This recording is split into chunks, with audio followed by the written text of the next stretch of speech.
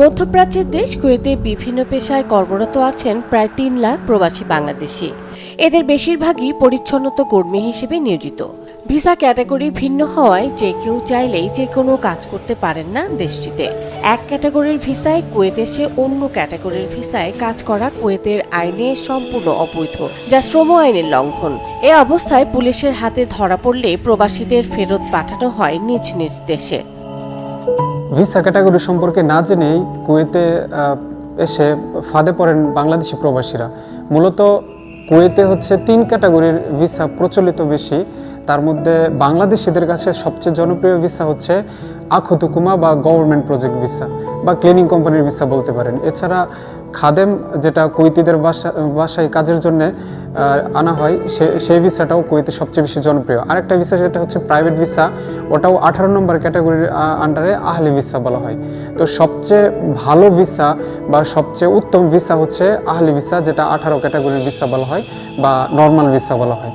তো আখুত হুকুমা ভিসায় আসার বা গভর্নমেন্ট প্রজেক্ট ভিসায় আসার সবচেয়ে বড় ড্রব্যাকসটা হচ্ছে যে আপনি কখনো ট্রান্সফার হতে পারবেন না প্রাইভেট কোম্পানিতে। আপনাকে যতদিন কুয়েতে থাকবেন আপনি ততদিনই কুয়েতের মানে cleaning company to cleaning company বা government project to government project just move করতে পারবেন। ভিসার ধরন না বুঝে দেশটিতে গিয়ে বিপাকে পড়ছেন প্রবাসী বাংলাদেশিরা।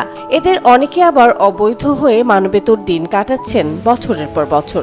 এমন পরিস্থিতিতে কুয়েতের নতুন ভিসায় আসার আগে ভিসা সম্পর্কে ভালোভাবে জেনে শুনে আসার আহ্বান প্রবাসীদের। প্রবাসীরা নতুন অবস্থায় যারা আসেন তারা অনেকে ভিসার আপনার ক্যাটাগরি, যেটা কুয়েতের ভিসার ধরন, এই ধরনগুলো সম্পর্কে তারা ন্যূনতম ধারণা না নিয়ে এখানে কুয়েতে আসে। তারপরে এখানে তারা বিভিন্ন সমস্যার সম্মুখীন হয়।